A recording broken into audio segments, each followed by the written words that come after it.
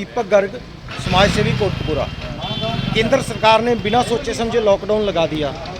यह लॉकडाउन का पालना करवाने में पूरी तरह विफल रही और आज इसकी हालत ये हो गई है कि इसने जो सारा बोझ है वो आम लोगों पर डालना शुरू कर दिया है। इसने पेट्रोल के रेट बढ़ा दिए, डीजल के रेट बढ़ा दिए, ये सारा बोझ आम लोगों पे पड़ेगा। मैं एक बात ये भी बताना चाहता हूँ, केंद्र सरकार जो बड़ी बड़ी बातें कर रही है कि हम किसी को भूखा नहीं रहने देंगे, ये इस बात में भी पूरी तरह से ये विफल साबित हुई है। केंद्र सरकार ने जो पर मेंबर 15 किलो गेहूं भेजी है और पूरे परिवार के लिए 3 किलो दाल भेजी है।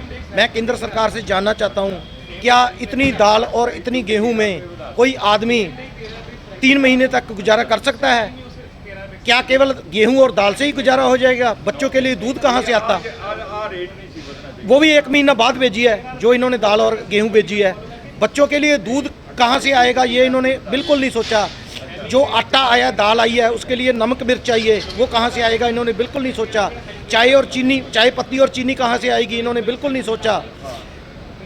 इन्होंने उज्ज्वला योजना के तहत रिफिल सिलेंडर देने की बात कही है, लेकिन जिन महिलाओं के पास आज तक उज्ज्वला सिलेंडर ही नहीं मिले उनको रिफिल कैसे मिलेगा ये इन्होंने सोचा। जिन महिलाओं के जनधन खाते नहीं हैं उनके पास 500 रुपया कैसे आ जाएगा ये केंद्र सरकार ने सोचा। केंद्र सरकार, मैं तो यही बात कहूँगा कि केंद्र सरकार ने बिना सोचे समझे जो लॉकडाउन लगाया है इसकी पालना करवाने में ये पूरी तरह से विफल साबित हुई है और इसने राज्य की सरकार को इस बात के लिए बिल्कुल विश्वास में नहीं लिया। आपसी तालमेल नहीं है। आम लोग हैं, जनरल लोग हैं, साधारण लोग हैं, सारा बोझ उन पर डला हुआ है, सारी परेशानियाँ उनको आ रही हैं।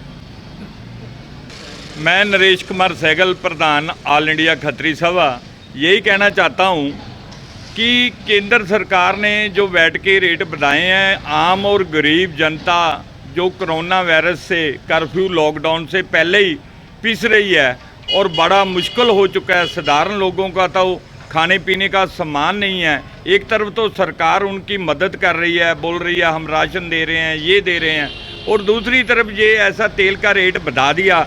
पहले ये पेट्रोल 70 रुपये 1 पैसा था, अब 72 रुपये 4 पैसे हो गया। डीजल 61 रुपये 68 पैसे था, अब 63 रुपये 70 पैसे हो गया।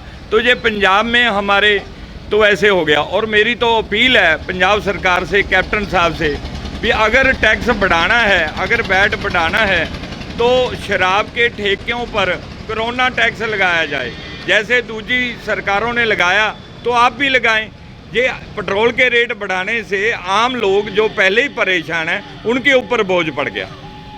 ये सेंटर की सरकार ने बढ़ाया या पंजाब की सरकार ने? देखो, सेंटर सरकार ने भी बढ़ाया वैट, तो पंजाब सरकार ने अभी पिछले दिनों से ये रेट आगे बढ़ा दिया। देखिए, जो एक्साइज ड्यूटी थी वो 13 रुपये पहले बढ़ाया गया रेट और घटाया गया। उससे ये पेट्रोल का रेट तो कम होना चाहिए था, लेकिन ये 2 रुपये जो रेट बढ़ा, हमें यही नहीं समझ आ रही ये कैसे बढ़ा। सरकार इसके बारे में कोई जवाब नहीं दे रही, बिल्कुल चुप है, और लोग जिहड़ा पिस रहे हैं ये समझ नहीं आ रहा। और इसके बारे में पूरी डिटेल तो पेट्रोल पंप के मालिक बता सकते हैं, हमें तो इतनी पूरी जानकारी नहीं, लेकिन हमारी जेब से तेल के लिए पैसा ज़्यादा जाने लग गया। ये बहुत मुश्किल की घड़ी में हम लोगों को दुख रहा है कि इस मुसीबत की घड़ी में हमें खर्चा बढ़ गया हमारा। कि आप सब लोग देख रहे हैं कि ये जो 2-2 रुपये पेट्रोल और डीजल की कीमतों में बढ़ोतरी हुई है जी, ये जो स्टेट गवर्नमेंट का वैट है जी वो बढ़ाया गया है। चूँकि स्टेट गवर्नमेंट के पास कोई और सोर्स नहीं है इनकम का, तो उन्होंने अपने इनकम का सोर्स सिर्फ पेट्रोल और डीजल को ही बना लिया है। तो सारा बोझ पेट्रोल और डीजल ही उठा रहे हैं स्टेट गवर्नमेंट की इनकम सोर्स का। इस पे मैं एक और चीज़ ऐड करना चाहूँगा कि सेंट्रल गवर्नमेंट ने 13 रुपये सेम डे एक्साइज ड्यूटी बढ़ा के, जो कि पेट्रोल और डीजल के दामों में कटौती होनी चाहिए थी, वो ना करके एक्साइज ड्यूटी से उस रेट को बैलेंस कर दिया। उसमें सेलिंग प्राइस में नो चेंज रह गया। बहुत लोगों को ये चीज़ की नॉलेज नहीं है। अगर सेंट्रल गवर्नमेंट 13 रुपये से एक्साइज ना बढ़ाती तो आज ये दोनों प्रोडक्ट्स के दाम 13-13 रुपये कम होने चाहिए थे। धन्यवाद।